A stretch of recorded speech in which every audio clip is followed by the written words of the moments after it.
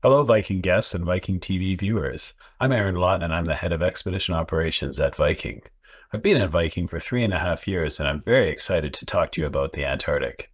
I've been going to Antarctica for the last 25 years. As you can imagine, this place has grabbed a hold of me and just doesn't seem to let go. But before I get into talking about Antarctica, we recently aired an exclusive interview with Viking chairman Torstein Hagen about his own journey to Antarctica last year. In case you missed it, Tor sat down with Alistair Miller in his home in Oslo and shared what made this trip so special for him. Here's a brief clip from the interview. You did something you haven't done for 25 years. You took a holiday. So congratulations. Now, Viking ships sail all over the world, and you could have gone almost anywhere, but you chose to sail on the Viking Polaris to Antarctica. And I've since heard that a letter that you sent as a child to Ushuaia when you were very young may have had something to do with that choice.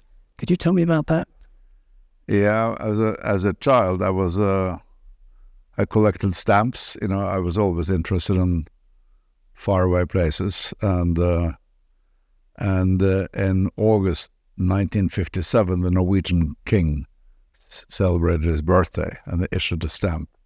And I had the habit of, when new stamps were issued, I sent away a letter called the first day cover, and I said, where can I send this? And I sent it as far away as I could, and it was to Ushuaia, but I didn't know anybody in Ushuaia, so I made a fake one, my sister. I sent it to my sister, Marit, in Ushuaia, and I sent it registered mail, and of course she wasn't there. So since it was registered, it had to come back, and it came back to me in Itadal. And I kept the letter ever since. I said, maybe one day I can have a chance of being to Ushuaia, which is, of course, the starting point for our Antarctic cruises. If you'd like to watch more, the full interview with Tor is now available on Viking.TV as well as on Viking.com.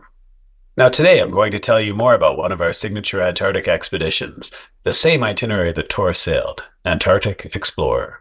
This voyage allows you to sail from the tip of South America to the last continent of Antarctica. Antarctica, home to towering mountains, glacial plateaus, and colonies of penguins. Magnificent wildlife and dramatic, unexplored landscapes will unfold before you during landings and excursions as you relax in the comfort of your state-of-the-art Viking expedition ship. We will start with a video of the itinerary, and then move to a day-by-day overview of the itinerary and our fantastic ships.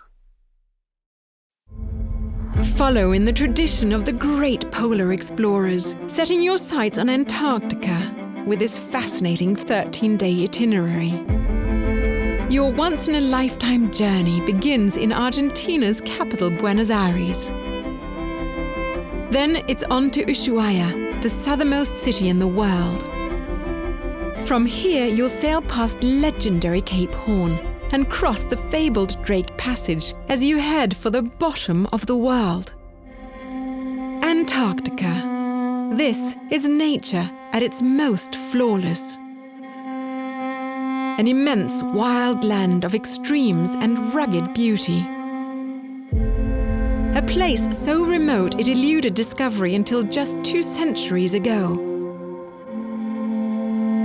Norwegian Roald Amundsen, the first man to the South Pole, described this place as a wonderful fairy tale in blue and white. In this extraordinary setting, you'll enjoy a week of enlightening, educational, and deeply enriching experiences. Each one designed to help you better understand the intricate details of this fabled continent. A majestic ecosystem only a tiny fraction of the world's population will ever have the privilege to see. Your purpose-built Viking vessel is an ideal base from which to explore and learn. A floating classroom sharing the science behind the otherworldly environment you're exploring. The ships of Vikings sail with a range of vessels designed to explore from the sea, making it easy to investigate these stunning landscapes.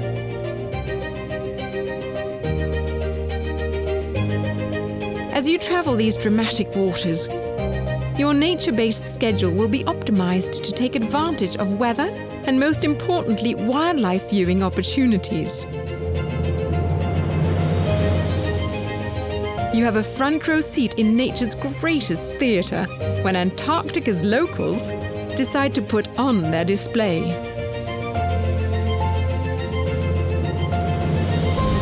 And of course, in the spirit of discovery, you'll spend significant time on the continent's unspoiled shores, examining the extreme geology with expedition leaders. An exploration of Antarctica with Viking is an illuminating, rewarding journey. A profound, thought-provoking immersion into this remarkable place. An unforgettable adventure where you are sure to be humbled by nature. Your expedition concludes in Ushuaia, Argentina, the world's southernmost city, where you'll board your flight for a return to Buenos Aires. The Antarctic Explorer itinerary is available in one direction, beginning in Buenos Aires, Argentina, and taking you south to Antarctica before disembarking in Ushuaia, Argentina. Over 13 days, you will visit 2 continents and up to 3 oceans. This itinerary includes a combination of both offshore and inshore sailing, allowing for viewing of vast ocean vistas, incredible wildlife, and some of the world's most beautiful scenery, and time on board to relax in a spa or learn more about the history of exploration in the region. And if you'd like to arrive early, get oriented, and experience more of South America prior to your sailing, we have 4 pre-extensions, including packages in Brazil and Argentina, or in Chile and Argentina. Choose from 3 nights, Buenos Aires and the Paraná Delta. This 3-night stay in Buenos Aires and Tigre will immerse you in the vibrant culture of Argentina, blending this with the waterways and wetlands of the Paraná Delta. Or 4 nights with Iguazu Falls. One of the wonders of the world, Iguazu Falls is a sight to behold. With an expert guide, you will be immersed in the natural and cultural history of this dramatic cataract located within the Atlantic rainforest. This tour ends with a stay in Buenos Aires, home of the tango. Or enjoy a 4-night Easter Island and Santiago tour and immerse yourself in the local traditions and folklore of the Rapa Nui people of Easter Island. Journey to the Atacama Desert on a 5-night tour and experience one of the driest places on Earth. Let's look at the itinerary map for more on this journey. Your voyage begins with 2 days in Argentina. The crossing of the Drake Passage is followed by 7 days to explore Antarctica, before a return crossing of the Drake takes you back to Ushuaia, Argentina, where your voyage concludes. Currently, this itinerary is offered in the Northern Hemisphere's winter months, November to February, which is actually the Antarctic summer. During part of the season, there will be 24 hours of daylight. Temperatures are warmest in January, which is also the high season. February is the best time of year for whale watching, which might include orcas, humpbacks, and minke whales. Antarctica is a continent of extremes, from the wildlife to the scenery, and of course to the weather. We recommend that you dress in layers, and given the nature of our expedition voyages, you will want to pack quick-drying or waterproof clothing and accessories. If you have an interest in the wildlife, the Antarctic summer offers a great opportunity to view the animals when they're in their breeding and chick-raising phase, making colonies very active sites to visit. Some of the species that we hope to see include Gentoo penguins, the world's fastest diving bird. Gentoo penguins can dive at speeds greater than 20 miles per hour during their hunt for krill, squid, and fish. Adelie penguins. Spending summers on the islands of Antarctica and the rest of the year on the continent, Adelie penguins dive as far as 600 feet underwater in search of food.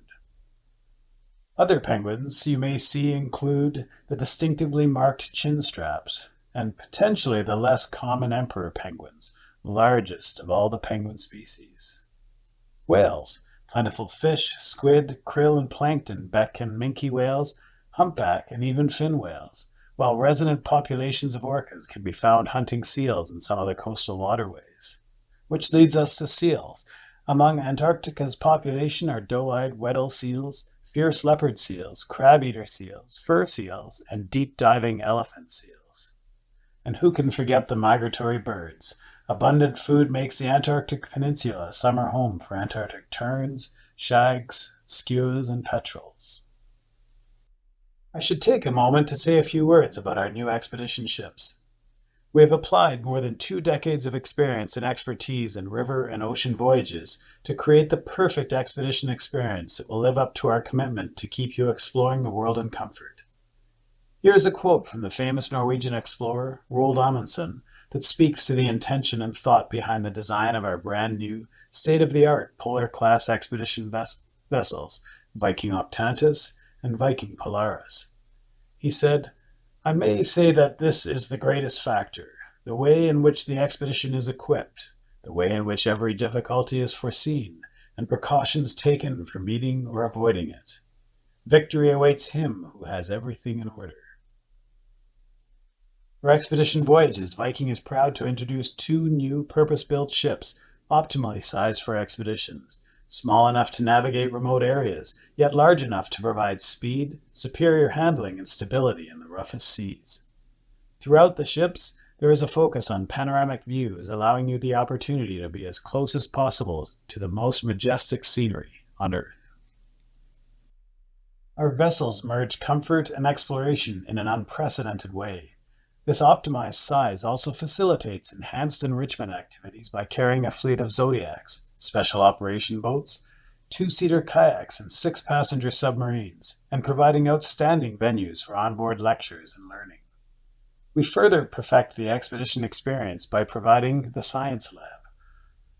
Our onboard laboratory and citizen science programs further enable discovery and immersion into your destination.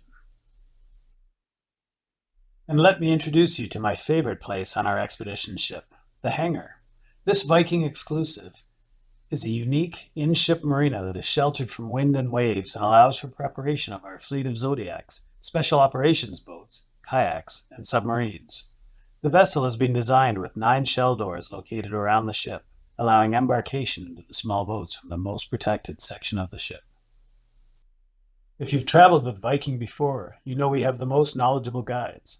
On Viking expeditions, you will travel with Viking specialists, including our chief scientist.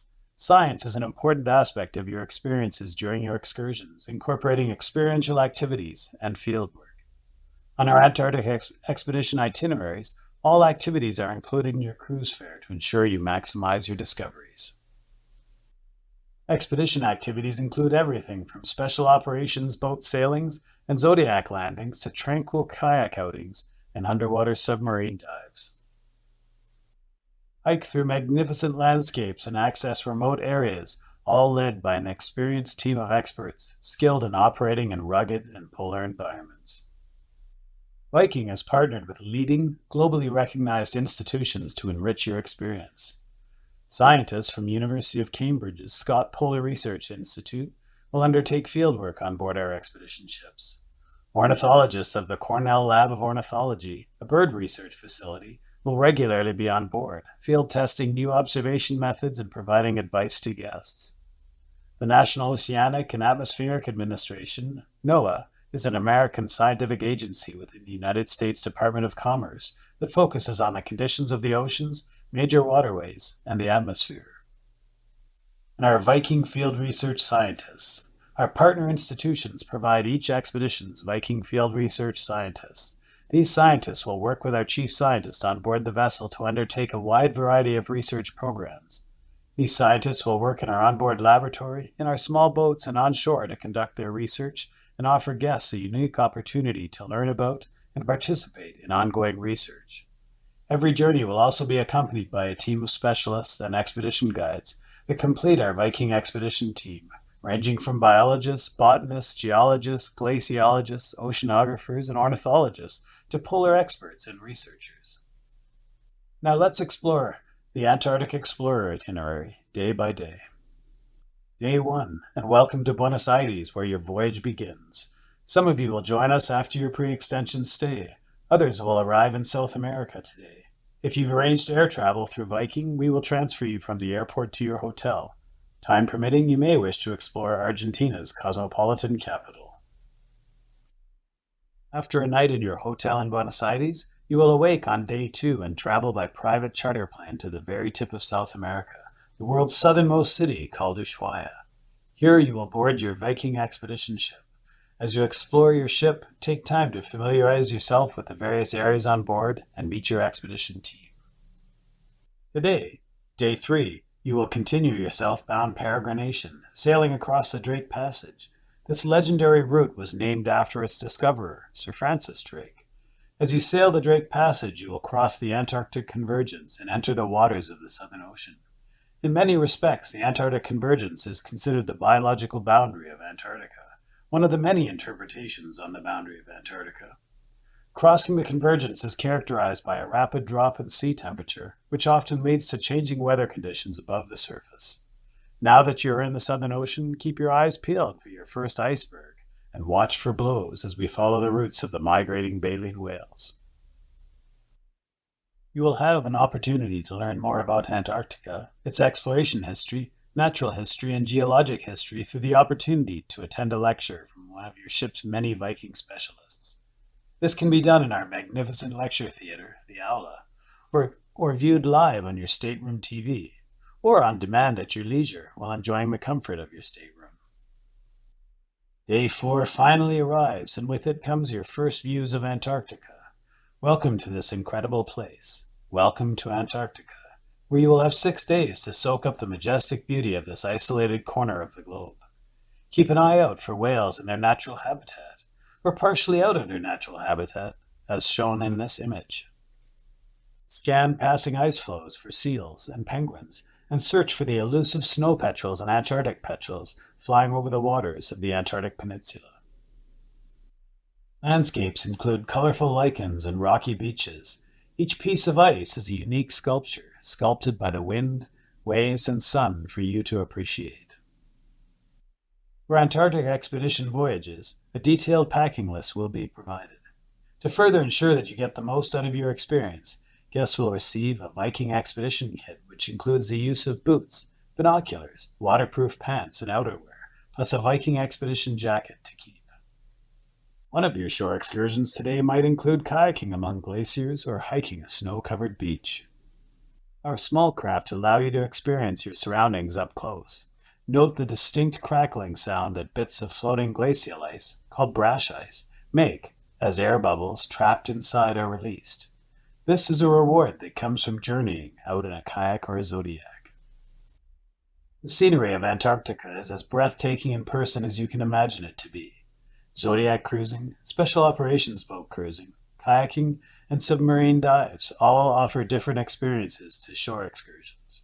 And your expedition vessel, Viking Octantis or Viking Polaris, has many comfortable places to enjoy a panoramic view, from both inside the vessel as well as out on the outer decks.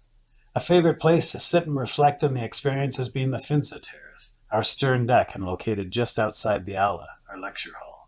Our expedition team will be found around the ship, in the small boats and on shore, to answer your questions and interpret the sights.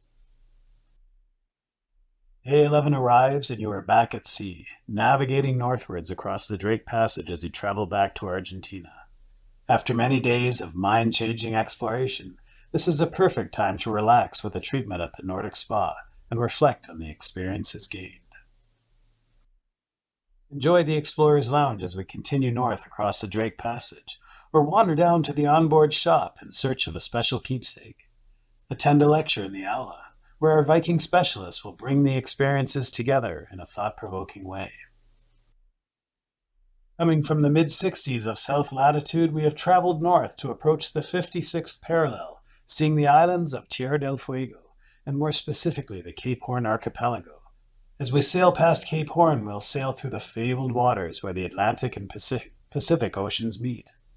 The Cape was originally named Kap Hoorn by a 17th century Dutch merchant and explorer, William Schouten, after the city of Hoorn in the Netherlands.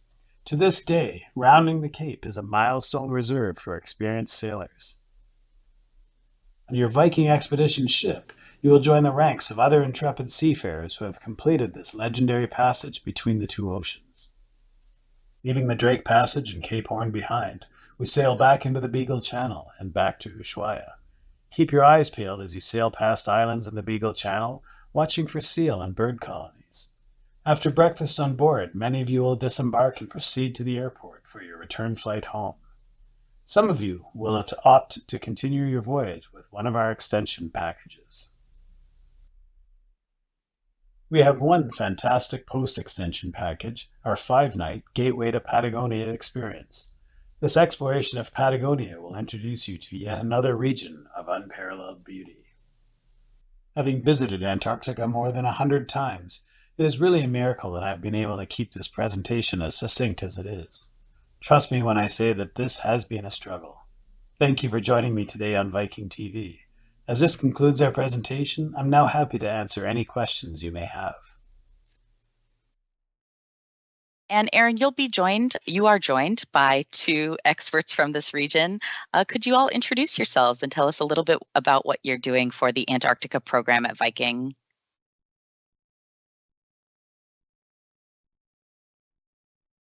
Damon, why don't you go first? We're all being so polite, aren't we? Yeah. Hello, everybody. My name is Damon Stanwell-Smith. I'm the Head of Science and Sustainability here at Viking. And specifically for our expedition work in the Antarctic, I've previously had a career variously working with the British Antarctic Survey, so a governmental research, also working in the private sector as an expedition leader on another expedition vessel in the past. And prior to working at Viking, I was the executive director of IATO, which is the private sector self-management body for environmental protection and safety down in the Antarctic. So just like Aaron and indeed my colleague Jörn, I've had the privilege of spending over 30 years on and off down in that region. Yeah, and my name is Jørn Henriksen. I'm the Director of Expedition Operations in Viking, and I'm here from Basel, Switzerland, where we have our operational headquarters. I have worked with Antarctic tourism and voyages to Antarctica since around the year 2000, and worked my way up via expedition leader to different management positions.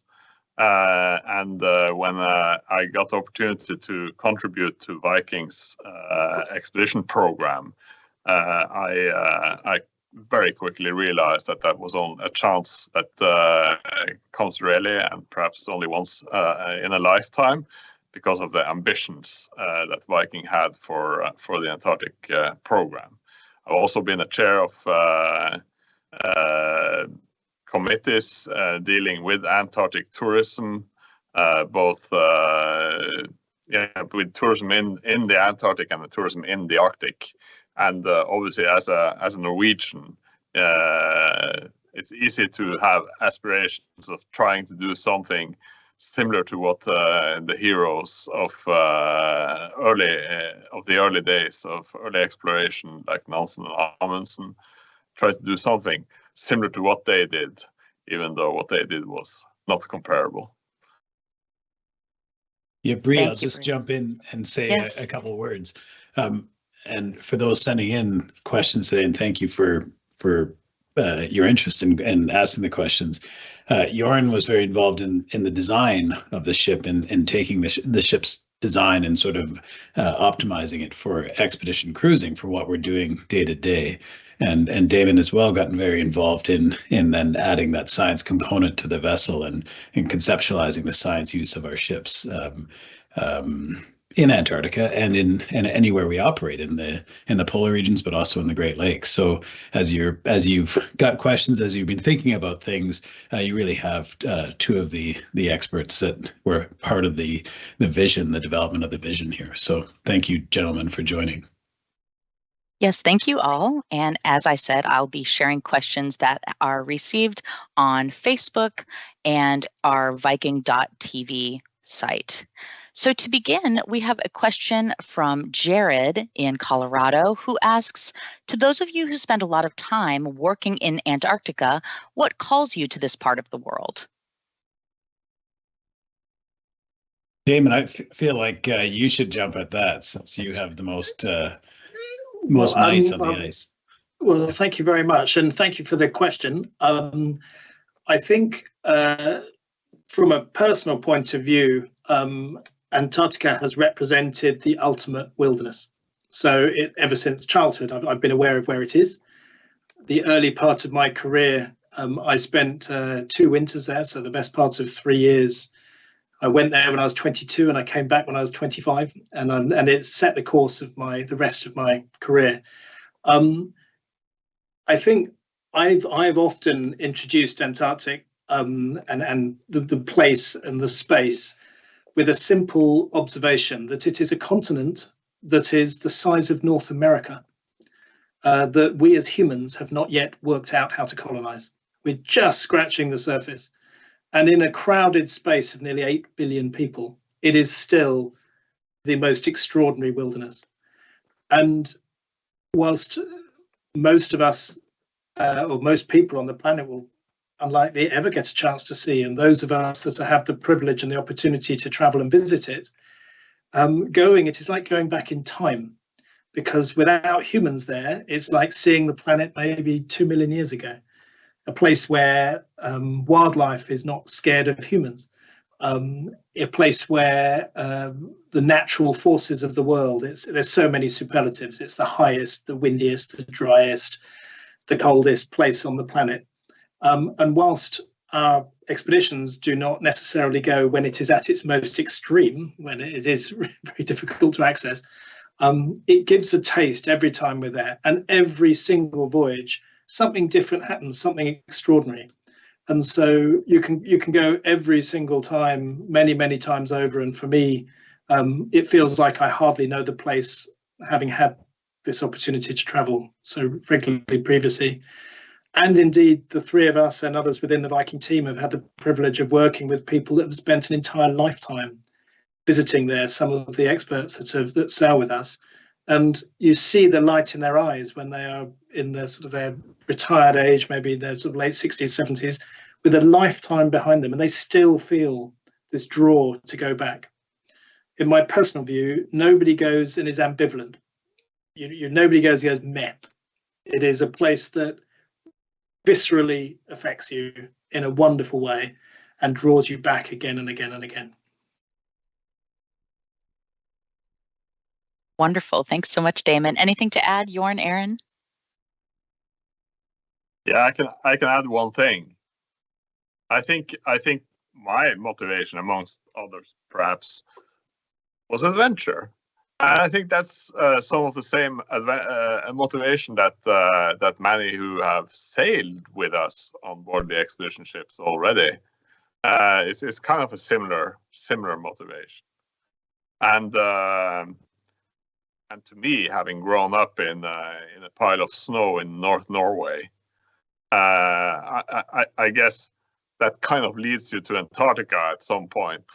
But it was also slightly coincidental for me, and I realized that, hey, this is a place where I feel at home. But I think adventure is a strong motivation for me as well. Wonderful. A related question from Marcella in St. Louis, who asks, what is it like to work with guests experiencing the wonders of Antarctica for the first time? I'm going to jump in on that one, and because I was very fortunate a number of years ago to having worked on ships for a couple of decades at that point as expedition leader. And sometimes you don't take it for granted, but sometimes you think, I've seen this before. I've been to this site, and I took my daughters down to the Antarctic, and I viewed the Antarctic through their faces and through their eyes, and it re-energized me for Antarctica in that place. And when I see guests, and I'm out on deck with them as we first approach the Antarctic Peninsula, and you see that light and the first iceberg we spot. And sometimes the first iceberg is not the most spectacular one we're going to see on the voyage, but it is the most spectacular iceberg they've ever seen. And to see that awe and that wonder, I think it's a privilege that we, as the guides, we're we like to think of ourselves as still guides, but we spend more time in the office than on the ships. But our guides really feel that's a privilege and share that privilege. And you see them out on deck with you, and they will be racing out on deck, and they'll say, "Hey, folks, we're going to let's get out there and have a look. We should be seeing Antarctica soon." They're not going to wait for you. They don't want to miss that first sight. They're gonna tell you about in advance, tell you how to dress and where to meet, and then you will find them out on deck looking for that first sight. Because every time we see Antarctica come up on the horizon, we're like kids watching that first snowflake of the year come down. So that's my personal experience. Lovely. Anything to add, Jorn, Damon? Well, I think Aaron has captured it very, very much. The case that if you tire of, maybe to paraphrase, you tire of Antarctica, you tire of life, that it is such an extraordinary place. And I even just reprising the question, also maybe thinking about how people see the space, that it matters very much, I think, to people make a decision to go. I think for anybody traveling, it's a long way to go. They may be thinking about the journey as well, because through the seas that have a reputation, through the Drake Passage and so on, heading south. And it's a long period of time. And of course, the voyages are expensive and so on. So it's a decision that people don't make lightly. And as Aaron says, the guides are enthusiastic, and maybe it's their work, but they don't lose that childlike enthusiasm. And I think it is a privilege to travel and work with guests that are seeing something that is so special. There are many amazing places around the planet, and of course, extraordinary travel opportunities, but there is only one Antarctica, and there is only one time when you'll see it for the very first time, in the same way as Aaron says, seeing the iceberg for the first time, seeing albatrosses as you sail south, seeing penguins for the first time, jumping through the water as you approach, and so on. So it is a rare privilege to share that, and we don't tire of that. And I think the entire team on board don't tire of that with our guests. I have a question from Barbara in Washington, who asks, is there an elevator to change decks on the ship? Also a question from Jatine in London, who asks, what is the difference between the, Explorer and Adventure itineraries? A related question. I can tell about the elevators. Please do.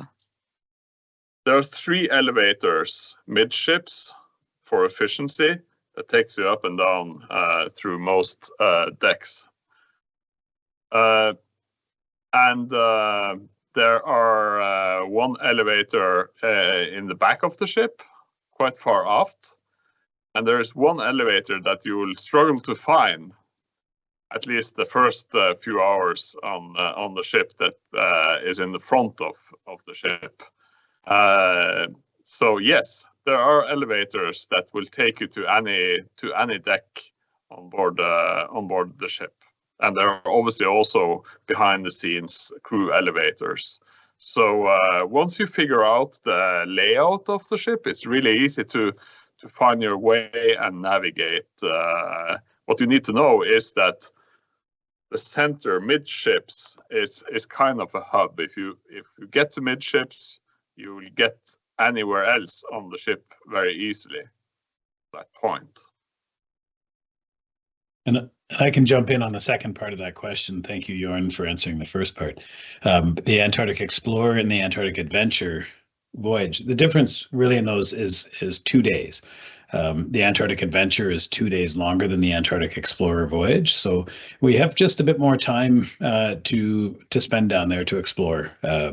We'll cover a slightly broader geographic area, and that gives us more time to explore on a day-by-day basis. If we see something we like, we can go and look for more of it.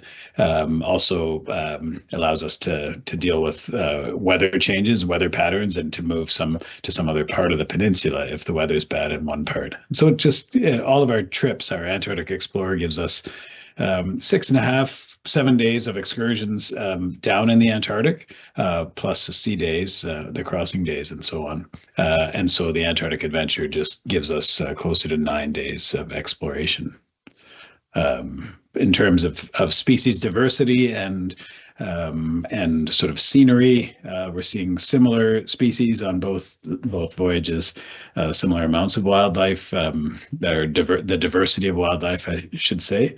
It just gives us more time. Mother Nature can be fickle at times, and having 2 extra days gives us a little more time to take advantage of what she's throwing at us. Very good. Thank you. One more related question from Gary in the US, who asks, are there differences between the ships for the Antarctic Explorer? So the 2 different ships that serve this itinerary. So I can keep going on that. And really, there are modest differences from voyage to voyage. We book landing sites. There's, I guess you could say, competition for landing sites. We belong to the International Association of Antarctica Tour Operators, and IATO, that's IATO, and the organization helps to manage the expedition cruise industry in Antarctica, providing regulations and guidelines for us, working on behalf of the industry with the Antarctic Treaty to manage tourism in Antarctica. Part of that is scheduling of landings at various landing sites, and we have site guidelines that we've worked with the Antarctic Treaty parties to develop, and that allows for a certain number of visitation, a certain number of passengers, or number of ships at sites during a day. And so as part of that, it's a scheduled visitation of sites. So while every itinerary is slightly different, we are booking itineraries that are in principle delivering a similar experience, whether it's on the Octantis or the Polaris. A 13-day voyage would give us a similar experience on either ship. But there are subtle differences throughout the season as we adjust to seasonality of ice, of wildlife, what sites are better sites at different times of the season. To clarify, Aaron, are there any differences on the vessels themselves, the Polaris and Octantis? No.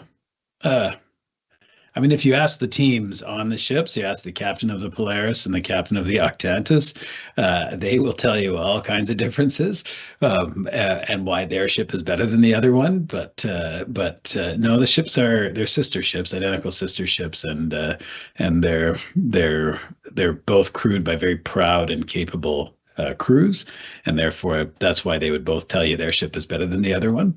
I see. But no. The ships are very similar and offering a very similar program.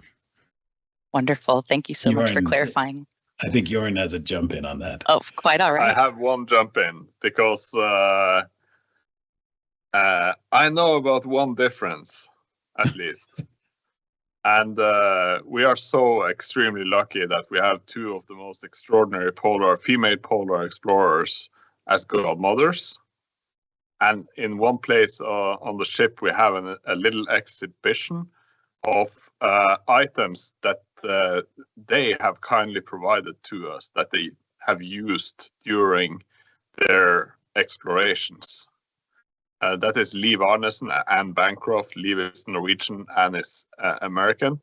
And they have graciously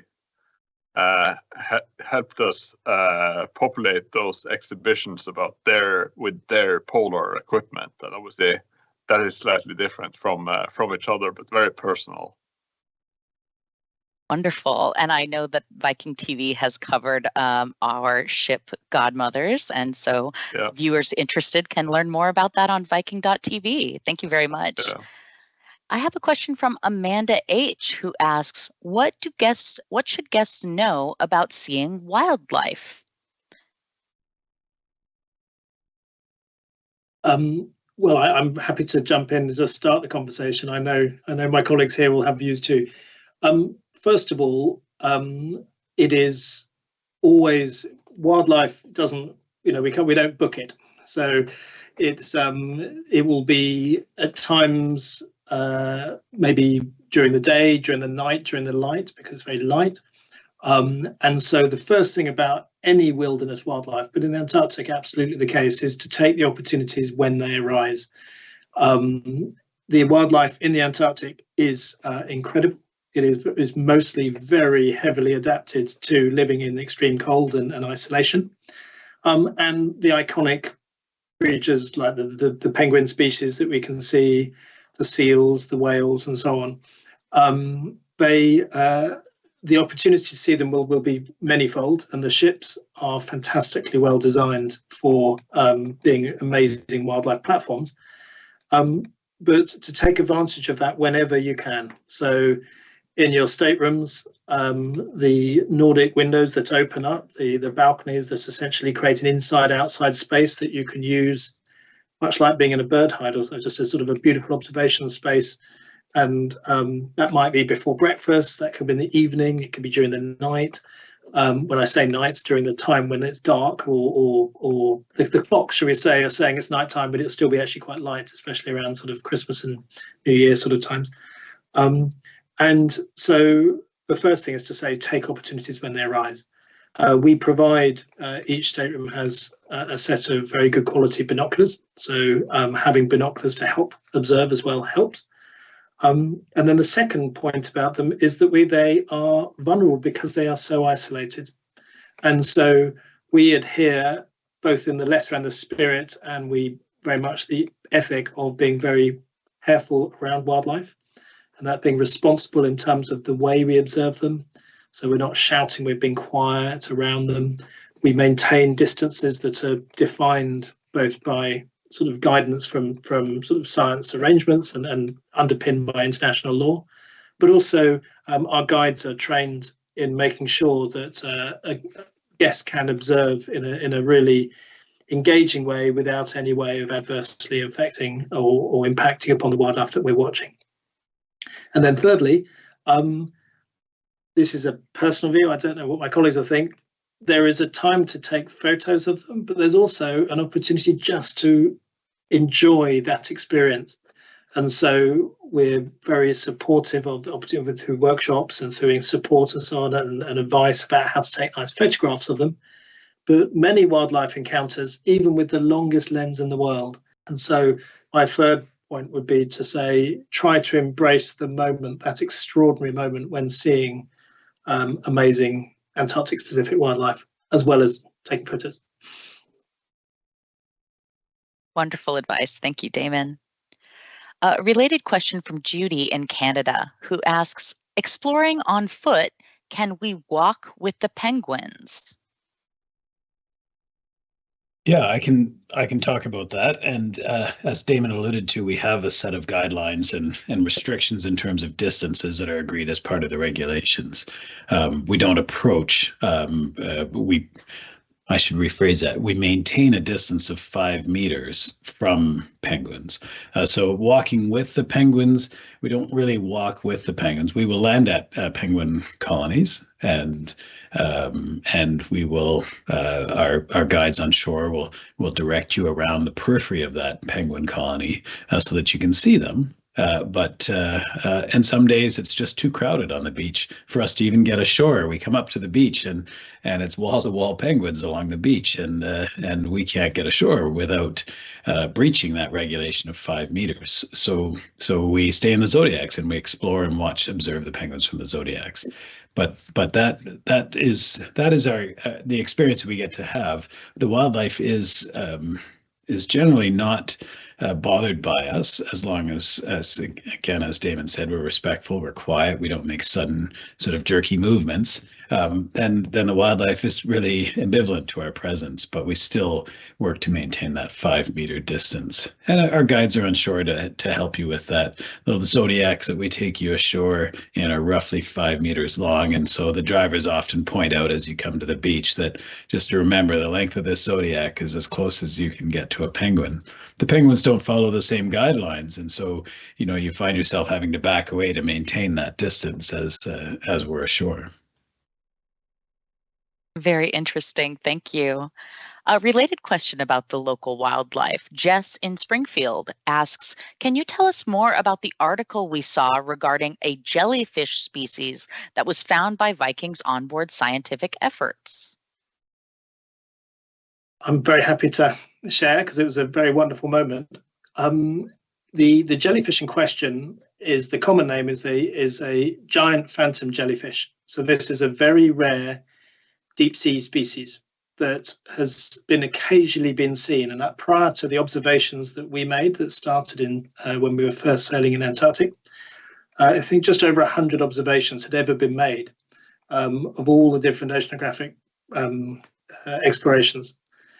And what it demonstrated is that if you go and explore places, and you go, for example, with our submarines, which are it's very unusual to be able to get down to nearly 1,000 feet underwater to go and see the wildlife that is in the Antarctic waters, deeper than you can scuba dive or whatever. That we started seeing the jellyfishes. Now, there was, as Jörn mentioned, we have our godmothers, and in fact, the first observation was on the first full dive on a submarine that we did with Liv Arneson on board. I think maybe Anne was on board as well. So that very first dive, when we first arrived with Viking Octantis, when we first started working last season in the Antarctic, to then see this jellyfish that was 10 meters long, that's 30 feet long, go past the window, was a wonderful moment. It was symbolic, perhaps, of the opportunities that we're going to have. And then, as we've continued diving, we've made other observations, and it has actually become apparent, and that's what we published, was that maybe it isn't quite as rare as we think. So it's rare because we haven't been looking, and deep sea creatures, as we know, there's very few craft that can get to the true deep sea. It's the fact that we just maybe are not looking. And so for us, it was both a very interesting scientific observation, and there is intensely a lot of interest in what is in the deep sea. Secondly, it demonstrates the scientific opportunities that novel observations can take. And certainly part of that paper, the results are showing that the regular diving that we're doing with our submarines is very likely to yield other new discoveries, because every time we go down, we are seeing new things, often new to science. And it's very exciting to be doing this. It's also, it reminds us that we're in a world that there's lots of discoveries to be made.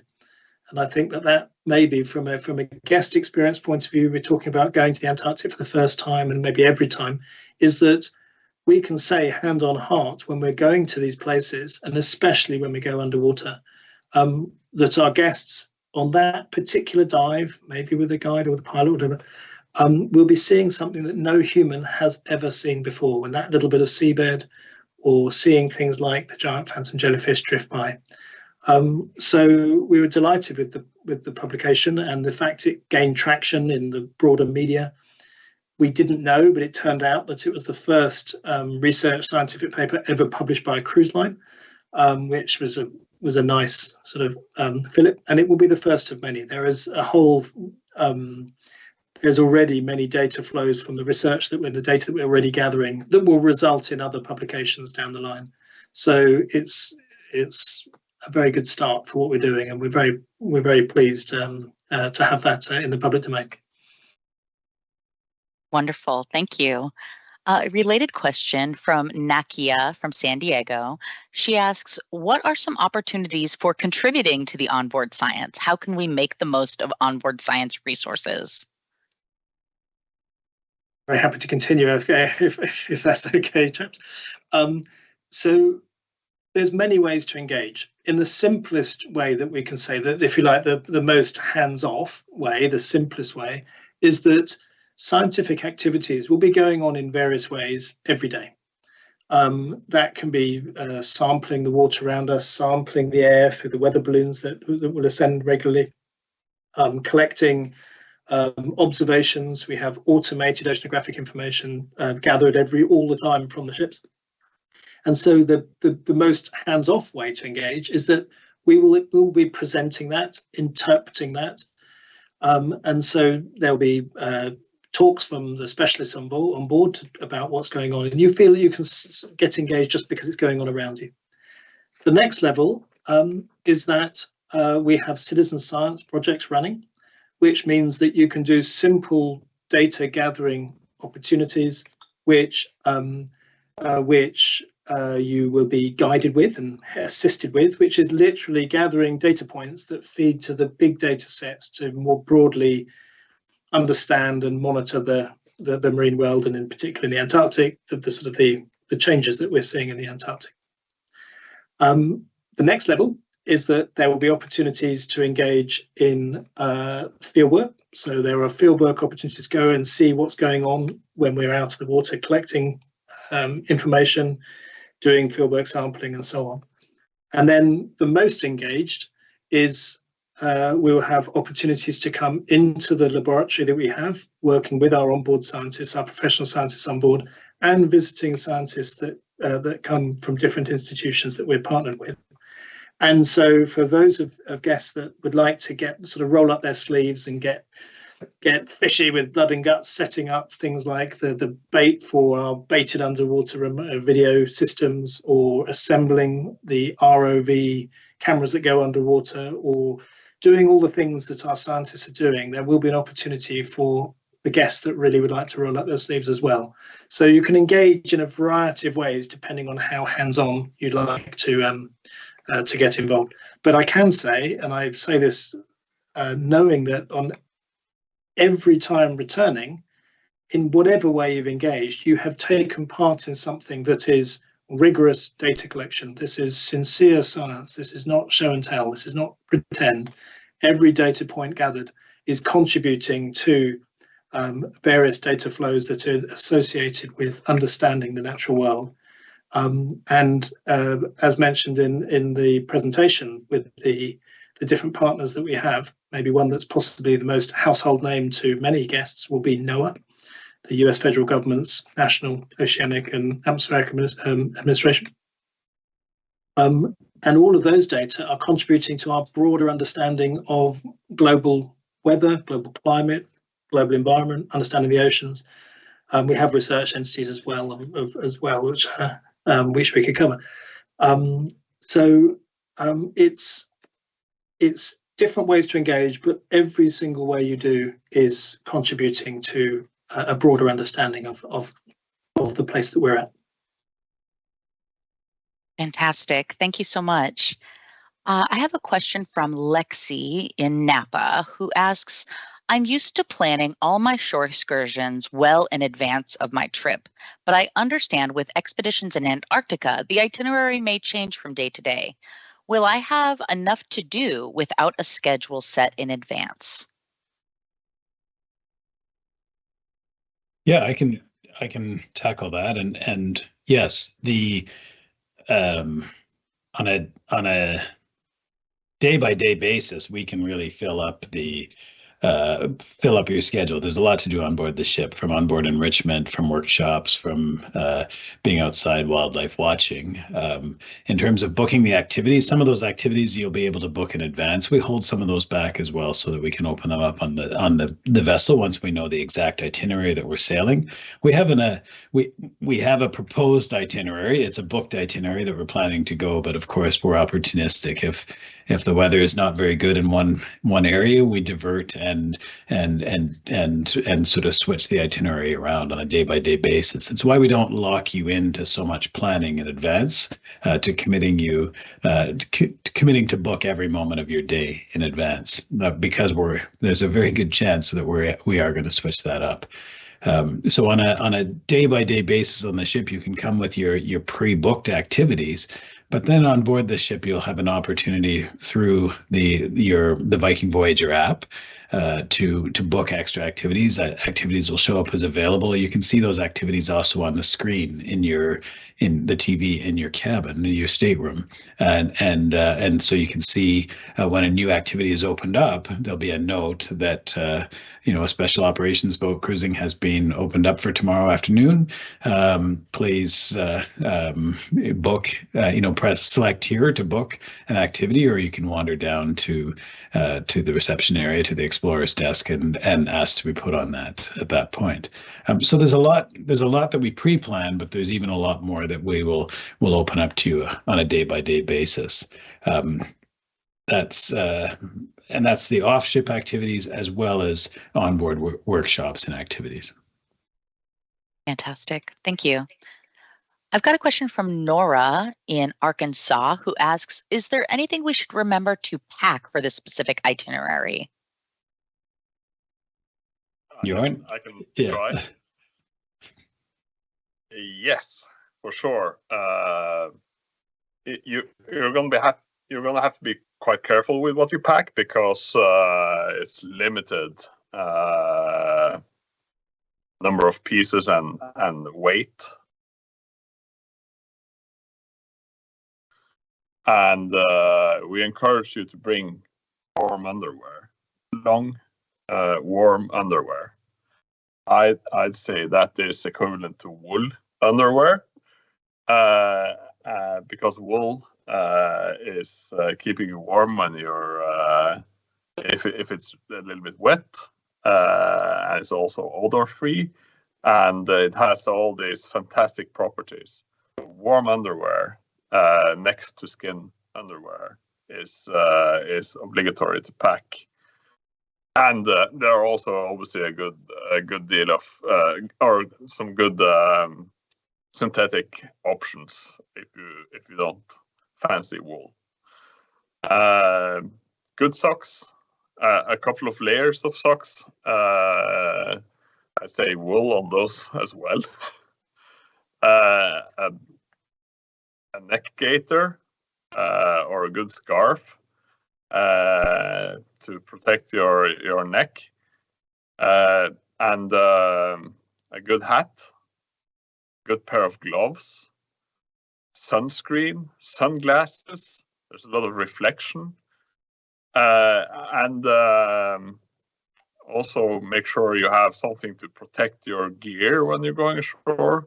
Waterproof bags, a waterproof backpack, for example, and also an insulating layer. Some prefer just a puffy jacket underneath. We will provide you with an insulating layer, but you might want to have a fleece sweater between the puffy jacket and the underwear. But we do provide a shell jacket with a puffy jacket built into it. And we also will borrow you a pair of really good waterproof pants and some really good boots that we have designed especially for the purpose of using it in polar regions.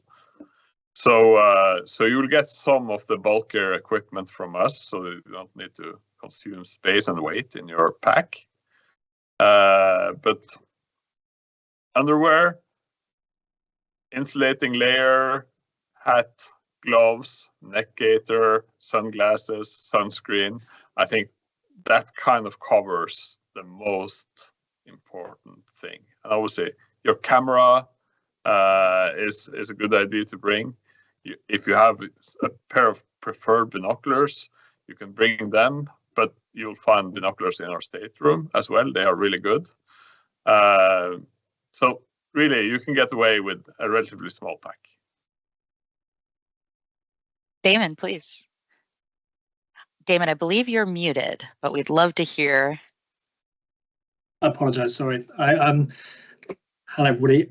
Just adding one thing to what Jørn is. I think Jørn's given a very comprehensive overview, and as Jørn was saying about the layers and so on, and it's certainly the time that we're going to the Antarctic. It's not the absolute cold that we're looking to cover. It's just keeping out the sort of the wind and so on.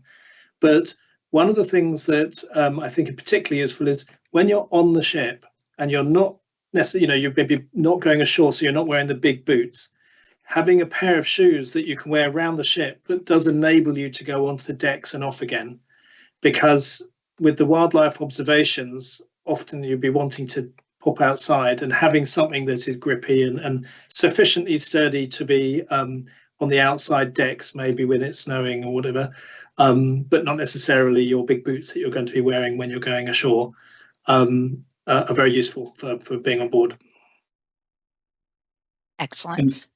And I would just add one other quick point, and I'm actually going to hold it up, is if you've got a moleskin book or another journal that you like to make notes in, bring it, because there's a place like Antarctica is a place to trigger reflection and thought, and a place to mindfulness, I guess, and a place for you to just sit down and at the end of a day is reflect on the day and jot some notes. And I've spent many evening sitting in the Explorer's Lounge, maybe with a gin and tonic and a pencil and my notebook, and just making notes on reflecting on the day and the experiences. And we have so many fantastic places around the ship just to sit and absorb and reflect. And for some of us, we do like to write those reflections down. So make sure you're not on the last 5 pages of your journal when you come down to the ship.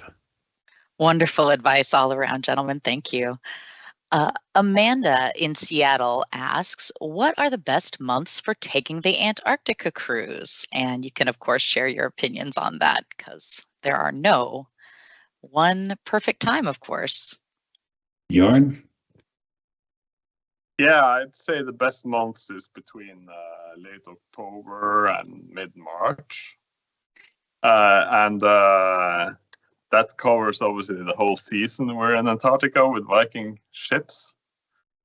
No, I think it's a very difficult question to answer, because so much of what you can experience in Antarctica are serendipitous. You never know when you're going to see that whale breach and jump out of the water. It can happen on any voyage.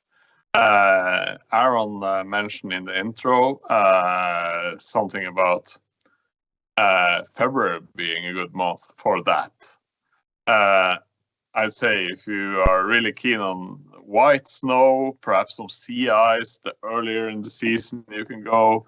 If you're keen on seeing penguin chicks, perhaps the later part of the season, because then they are hatched and they are running after their parents.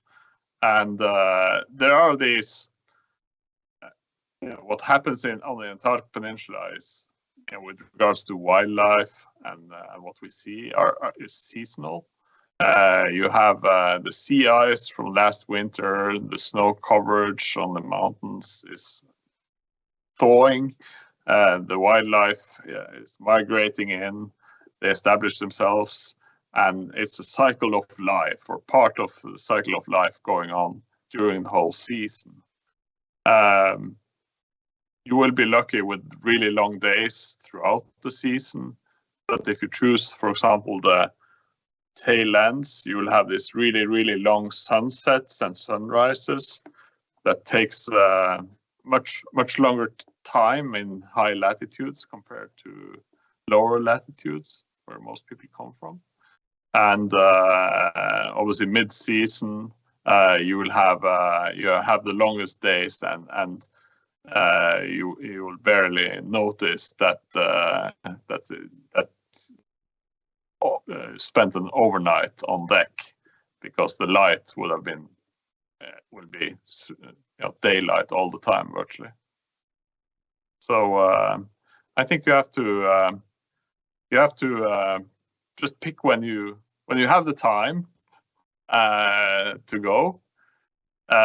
Some really like to travel over New Year and Christmas, because that part of year is, the connotations is to the white color, snow, and so on, and it's a very special experience that time of year. And others, they are indifferent when to go. I think the experience is equally fantastic at the time. Wonderful. Anything else to add? I think that, even just reinforcing Jens' point, that given that it is such a personal voyage for every guest going, if you ask anybody the time to go, what you'll find is if you ask anybody that's previously gone, the month that they've gone is the month they'll say is the best month. And that is the human condition. It is such an extraordinary experience that that to an extent, it's as Jan mentioned, it's whenever it works for you, maybe with the other logistics. But when down there, it will be special for you, and that month will be the most amazing month. Thanks very much. A question from Amanda in Seattle. She asks, what should you know about going through the Drake Passage? Is it as shaky as we've heard? A related question from Cortina in the US who asks, I've heard that the ocean going is rough. Do people get seasick on the voyage? But Jorn alluded to that earlier when he spoke about the design of the ship and the stabilization. We are crossing a rough stretch of the Southern Ocean. The Drake Passage is renowned for being challenging, and what makes it challenging is we've got a current circling around Antarctica, the Antarctic Circumpolar Current. And as we go through the Drake Passage, it's compressed really between the Antarctic Peninsula and the southern tip of South America, and so it goes through a narrower body of water. That body of water is still 400 odd miles wide, but it is a bit of a compression in that those seas get more turbulent, weather systems pick up, and we have a little more active, spicy Southern Ocean weather at that point.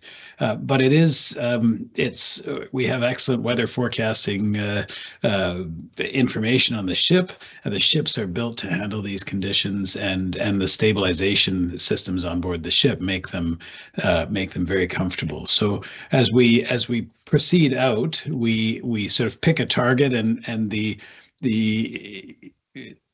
sometimes you're not pointed directly at the end destination. You work your way through the Southern Ocean, changing the direction of the ship, heading sort of a little southwest, and then you hit a little southeast as you work around weather systems and make your way down towards the Antarctic Peninsula. Our ships, as Jorn mentioned at the start, we've all traveled on a number of different ships down to the Antarctic, and what we've found is that we have been most comfortable on these ships. People will get seasick, and that's really a part of a function of the inner ear and of balance and of each individual person. And some of you will bring medication with you. If you are taking other types of medication, you're concerned about seasickness, we do recommend that you consult with your own physician just to make sure that seasickness medication that you take matches other medications that you're taking and doesn't cause an issue with those other medications. We do have some available on board the ship as well. If you come thinking that you'll be fine and maybe finding that you need a bit of help. The other thing, as you are traveling across the Drake Passage, we do have a very full and enrichment program ongoing, and that's lectures in the aula or theater. There's workshops, and there are briefings, daily briefings where we're giving you information about the next day or about where we're going. But also there are some mandatory briefings, and so we'll encourage you to those mandatory briefings. But the other briefings and lectures are live streamed from the aula into your cabin. So if you're not feeling great, or if you just need to relax and recover from the trip down, you can also turn on the TV in your cabin, turn to that lecture on seabirds of the Southern Ocean, or perhaps you slept through that time, you're still recovering. You can go and look through the list of lectures that have already been shown, and you can then screen that lecture on demand. So there's a lot of options to make sure that even if you are feeling a little under the weather, that you're not missing out on the programming that's going. It's a great time. The Drake Passage is a great time to experience the onboard enrichment program, to get to know the expedition staff and the entire team on board the ship. But it's also a good time. We encourage you to recover from the flight, from the travel down. For some of you, you're traveling a long way to get to the ship, and you've done it quite quickly. And we all know how stressful it is packing and getting ready to leave, especially if you're going down around Christmas, all the things you have to do. So that first day on board the ship might be just a great time to relax and recover, because we want you to be in full form, ready to explore and adventure in Antarctica once we get down to the peninsula. Thank you very much. A related comment from Todd in Phoenix, who shares, I did the trip in December and loved it all, even the Drake. So that speaks to everything that you just shared with us, Aaron. Thank you very much, Todd, for writing in with your experience. Just a few more questions, gentlemen. Dana in San Antonio asks, I've experienced a blue nose ceremony for Arctic Circle crossings on previous cruises. Are there traditions for those crossing the Antarctic Circle or going on this voyage for the first time? Jorn, do you want to tackle that? Yeah, I mean, some experiences perhaps requires sort of a rite of passage ceremony. No, most of our voyages do not take us beyond the Antarctic Circle, but if we do, we have perhaps a little certificate ready to go. If it so happens. That being said, we're quite pragmatic about it.